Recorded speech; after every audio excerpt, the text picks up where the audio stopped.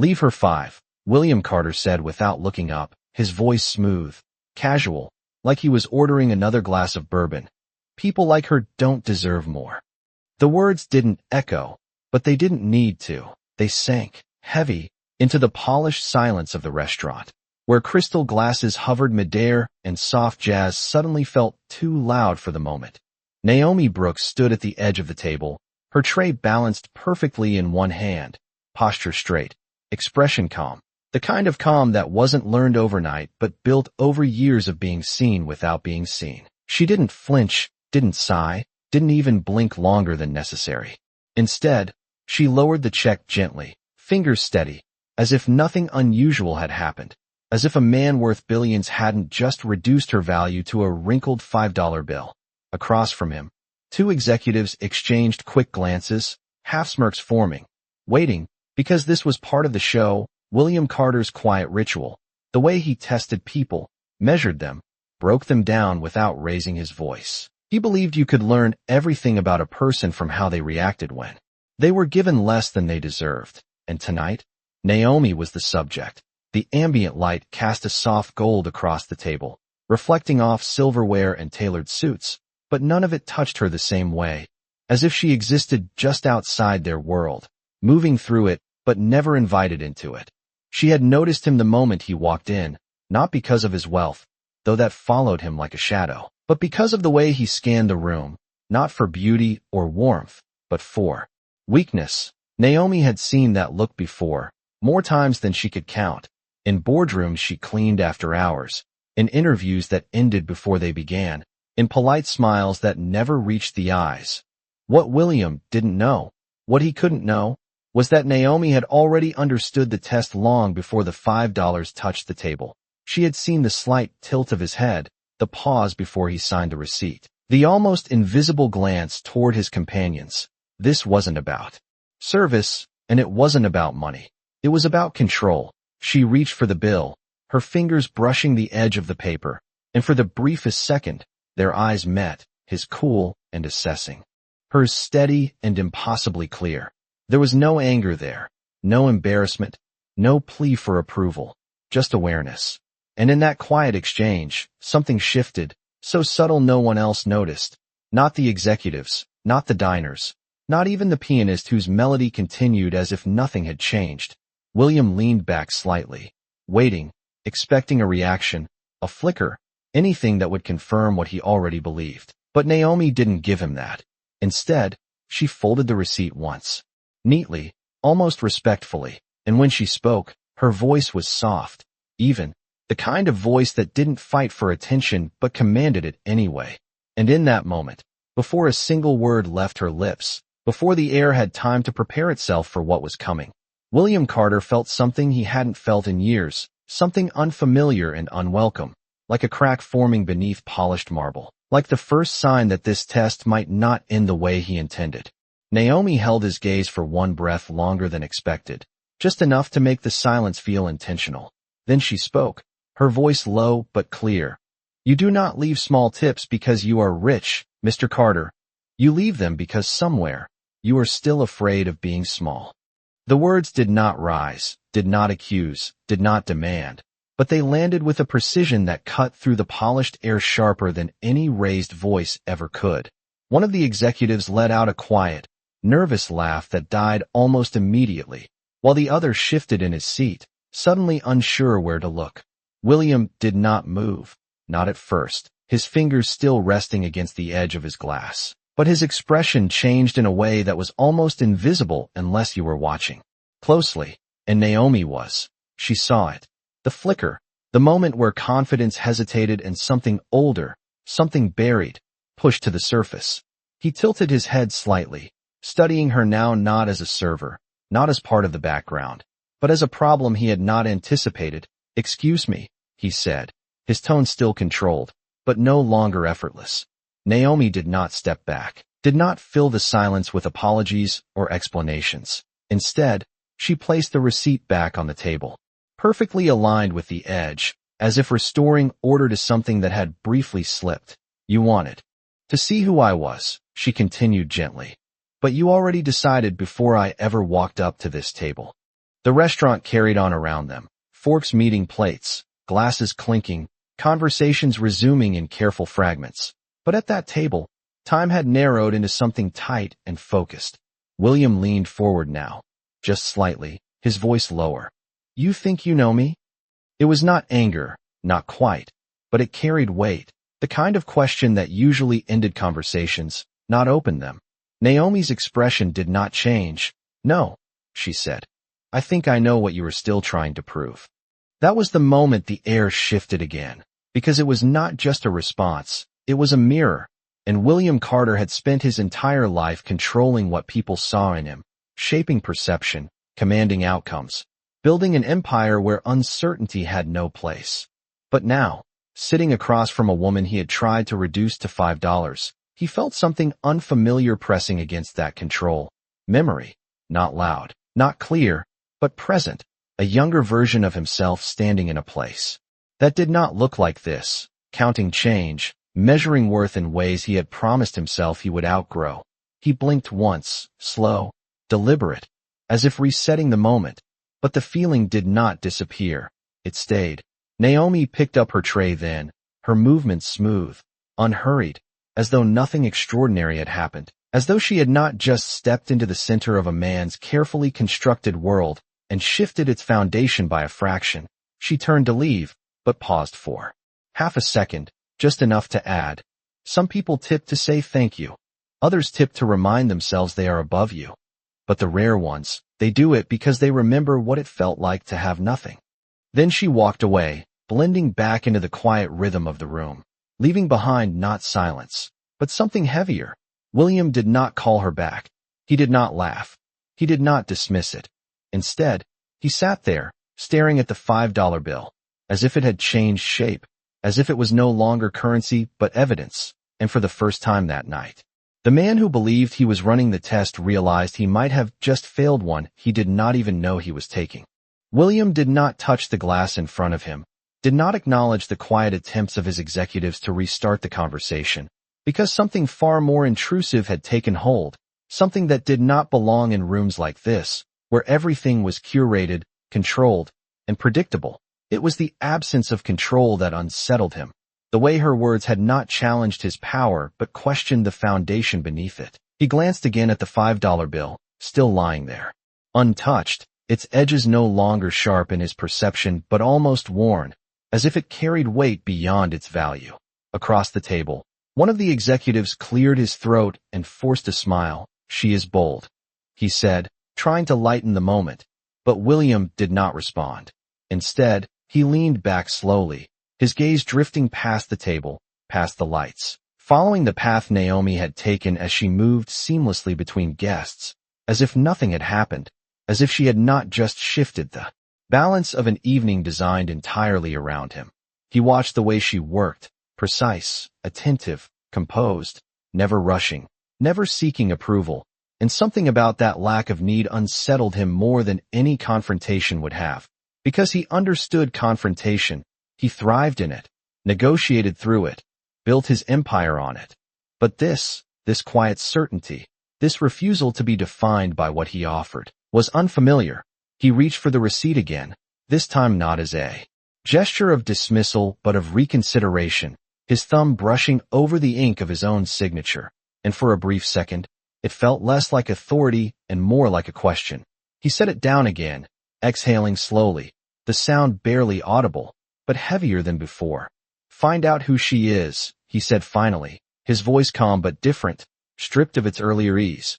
One of the executives nodded immediately, eager to restore a sense of order, already reaching for his phone, but William lifted a hand slightly, stopping him. "Not like that," he added, his eyes still on Naomi across the room. "Not through records, not through profiles. I want to know who she is when no one is watching." The request lingered, unusual, almost out of character, and the executive hesitated for a fraction of a second before nodding again, more cautiously this time.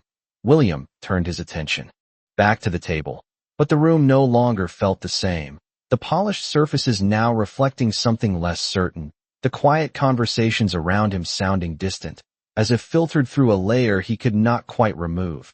He picked up the $5 bill at last, folding it once, then again, slower than necessary, as if delaying something he had not yet named. And in that small, deliberate motion, there was a shift, not visible to anyone else, but undeniable to him. Because for the first time in years, William Carter was not thinking about profit, leverage, or control. He was thinking about meaning, about the difference between what he had built and what it actually said about him.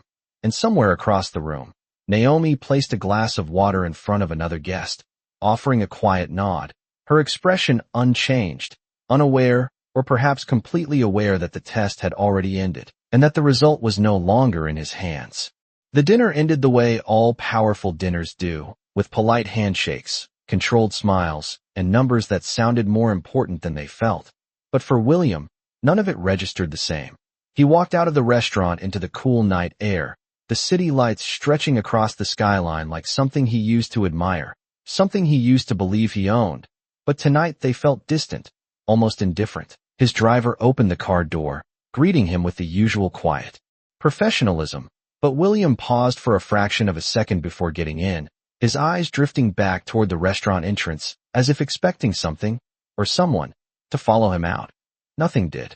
The door closed, the car pulled away, and the city began to blur past the window, reflections sliding across the glass like fragments of a life he had carefully constructed piece by piece.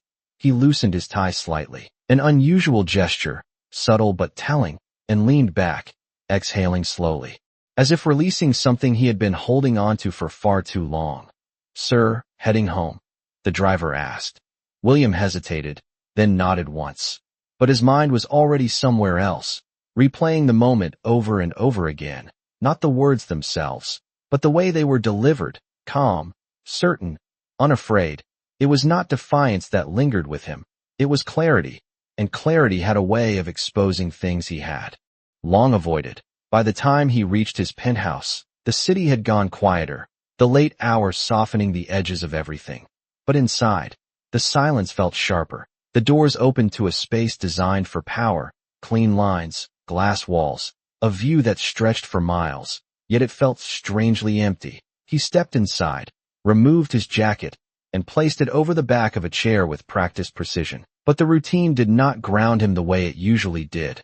Instead, it emphasized the absence of something he could not immediately define. He walked toward the large window, hands in his pockets, staring out at the skyline. But what he saw was not the city. It was a memory he had not visited in years, a small apartment, worn furniture, the sound of coins being counted on a table, his mother's voice reminding him that every dollar mattered, not because of what it bought, but because of what it meant. He closed his eyes briefly, the image fading as quickly as it had appeared, but the feeling remained. He turned away from the window and moved toward his desk, where a stack of neatly organized documents waited, contracts, reports, and at the very top, a folder labeled with a single word that carried more weight than anything else in the room: his will. He stared at it for a long moment, not touching it, not opening it, just acknowledging its presence in a way he had not before. For years, it had been a symbol of control, of legacy, of ensuring that everything he had built would continue exactly as he intended. But now, standing there in the quiet of his own space, it felt incomplete, like a statement written without understanding the full story. He reached out slowly, his fingers brushing against the edge of the folder, and for the first time, there was hesitation, not doubt in his decisions, but doubt in the meaning behind them. Across the city, Naomi finished her shift, tying her apron neatly, placing it where it belonged, her movement steady, unchanged, as if the night had been no different from any other. But somewhere between the polished floors and the quiet exit through the staff door, there was a subtle shift, not in her, but in what she had set into motion. Because while William Carter stood alone in a room, built on certainty, staring at a document that suddenly felt unfamiliar, the truth she had spoken had already begun to do something far more powerful than challenge him. It had begun to change him. The folder did not move, but something in William did. He stood there longer than he intended, his reflection faint against the glass behind the desk. A man who had built certainty into every corner of his life, now staring at a document that suddenly felt like a question instead of an answer. He pulled the chair back slowly and sat, the soft leather barely making a sound, as if even the room understood that something had shifted. His hand rested on the folder for a moment before opening it. The pages inside crisp, precise, written in language that left no room for interpretation, every asset accounted for, every decision calculated, every outcome controlled. This was the version of himself he trusted, the one who believed that clarity meant control and control meant security. But as his eyes moved across the lines, the words felt different, not wrong, but incomplete, like a story that had been written without ever asking why it needed to exist in the first place. He leaned back, slightly, the paper still open in front of him, and exhaled, slower this time, heavier, as if the air itself carried weight.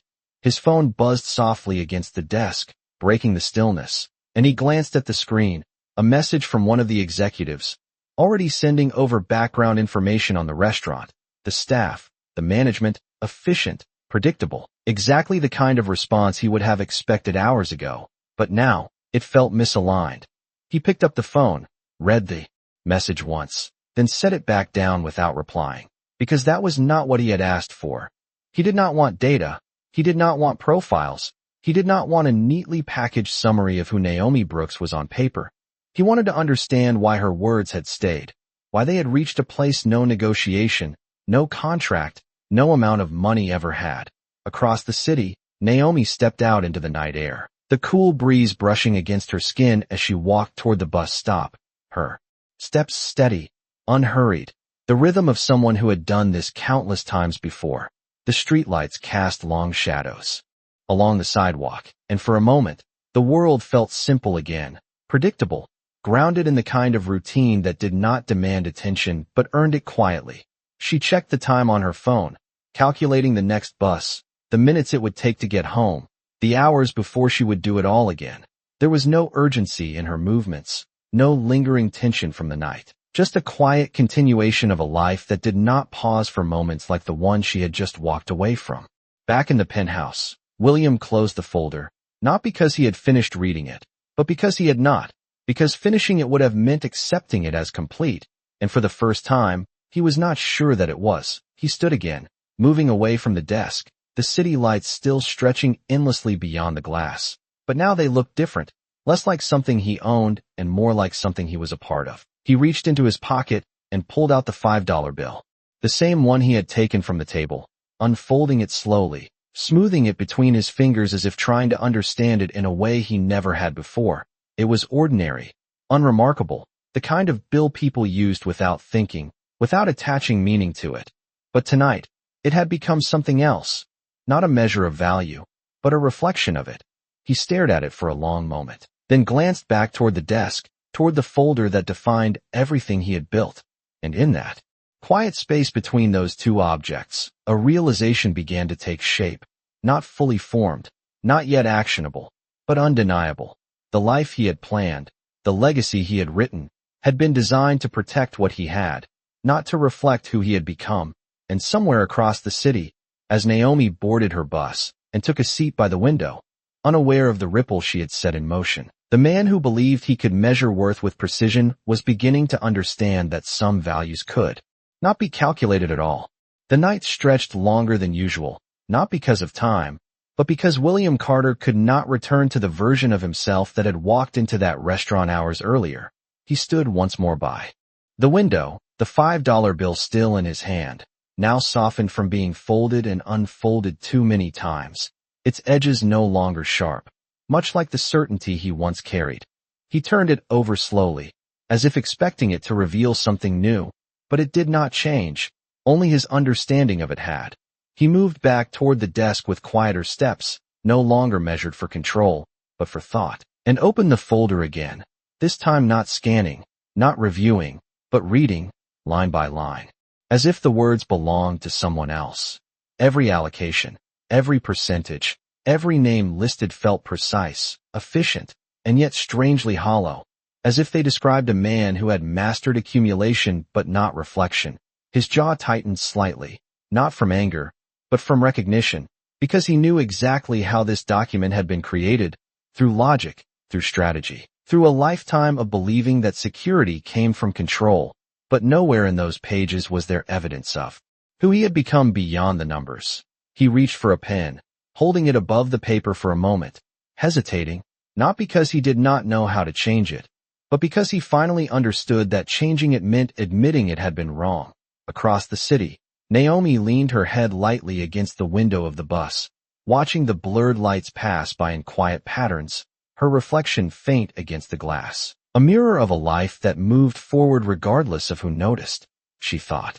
Briefly of the table, of the man, not with anger, not even with judgment, but with the same clarity she had carried into that moment. People revealed themselves in small decisions, not grand gestures, and she had simply responded to what was already there.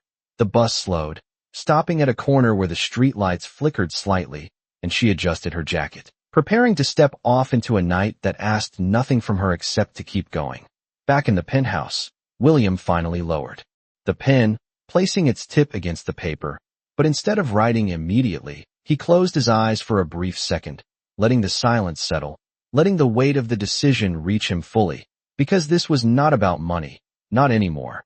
It was about meaning, about whether everything he had built would stand as proof of his success or as evidence of what he had misunderstood.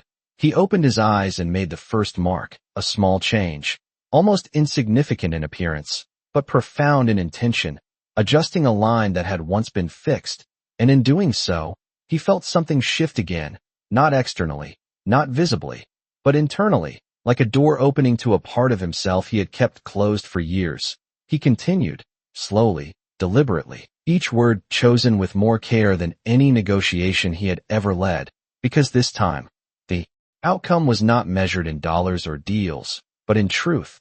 The city outside remained unchanged, the same lights, the same movement, the same rhythm, but inside that room, something irreversible had begun, and somewhere, without knowing it, Naomi walked down a quiet street toward a small apartment, her steps steady, her life unchanged on the surface, yet deeply connected to a decision being written miles away, a decision that would carry her presence into a future she had never asked to be part of, and yet had already begun to shape.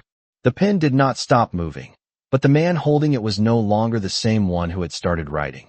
Each adjustment on the page felt less like a correction and more like a quiet admission, a recognition that what he had built was only part of the story, not the whole of it. William leaned back slightly, studying the changes he had made, not for precision, but for meaning, and for the first time, the document in front of him felt alive, not because of its legal weight, but because it now reflected something honest. He closed the folder slowly, not with finality, but with intention, and placed it back on the desk where it no longer felt like a shield, but a responsibility. The $5 bill remained beside it, no longer folded, no longer hidden, but laid flat, as if it deserved to be seen for what it had become, a reminder, not of value, but of truth. Across the city, morning began to rise quietly, soft lights stretching across streets that had carried countless stories. Without ever announcing them, Naomi stepped out of her apartment building, the early air cool against her skin, her steps steady, her routine unchanged, the kind of life that did not pause for reflection because it had already learned how to move forward. Without needing validation, she walked toward the bus stop, the same path, the same rhythm, but something subtle had shifted, not in her awareness, but in the weight of what she carried without knowing. Back in the penthouse, William stood once more by the window, watching the city come alive. But this time, he was not observing it from above. He was seeing himself within it, a single part of something far larger than his control. He reached for his phone, pausing for a moment before dialing. Not because he was uncertain, but because he understood that this call would not be about business, not about leverage, not about strategy. When the line connected, his voice was calm, but different, grounded in something that had not been there before. "Cancel my morning meetings," he said, not asking, not negotiating, simply stating. There was a pause on the other end, brief but noticeable, before the response came, confirming what he had requested. He ended the call and picked up the folder. Again, holding it with a steadiness that came from clarity, not control. This was no longer about maintaining what he had built, but about redefining what it meant. Miles away, Naomi boarded her bus once more, finding a seat by the window, her reflection faint against the glass, a life moving forward with quiet purpose. She glanced outside as the bus pulled away, unaware that somewhere in the city, a man who had once believed he could measure everything had begun to understand that some things could only be felt, and as the distance between them stretched across streets and buildings, it did not weaken the connection that had been formed in a single moment. It strengthened it, turning a brief encounter into something that would not fade with time, but continue, shaping decisions, rewriting intentions, and carrying forward a truth that neither of them had planned, but both had created. The morning moved forward, but for William Carter, time no longer followed its usual structure. Instead of meetings and numbers, there was a quiet urgency, not to act quickly, but to act correctly. He stood in front of his desk once more, the folder open again, not because he doubted the changes he had made, but because he understood they were only the beginning. The pen rested in his hand, heavier now, not from its weight, but from what it represented. Every line he had written the night before had shifted something inside him, but now came the harder part, turning intention into something real. He reached for his phone again, scrolling through contacts he rarely questioned, names tied to decisions, to influence, to outcomes that had always served a purpose defined by profit and control. But today, those names felt distant, almost irrelevant, because the decision he was about to make could not be delegated, could not be calculated through someone else's perspective. He paused, then selected a different contact, his legal advisor, a man who had worked with him for years, someone who understood the structure of his world but had never questioned its meaning. The call connected quickly. "I need to update the will," Williams said, his voice steady, but carrying something new, something that did not ask for agreement but required understanding. There was a brief silence on the other end, followed by a professional response, ready, prepared, expecting adjustments in numbers, in percentages, in allocations. But William did not speak in numbers, not just the distribution. He continued, his gaze shifting toward the $5 bill still resting on the desk, the purpose of it. The words hung there, unfamiliar even to him, but undeniable. Across the city, Naomi stepped off the bus, the morning light stronger now, casting clear lines across the sidewalk as she made her way toward the restaurant, her pace unchanged, her focus simple, grounded in the kind of responsibility that did not need recognition to exist. She pushed the door open, stepping into the quiet preparation of a new day, the scent of coffee, the sound of dishes being set, the rhythm of a place waking up before the world noticed. She tied her apron, smoothing it with practiced hands, her reflection in the small mirror near the back steady, composed, the same as it had been the night before. Nothing in her expression suggested that anything had changed, because for her, it had not.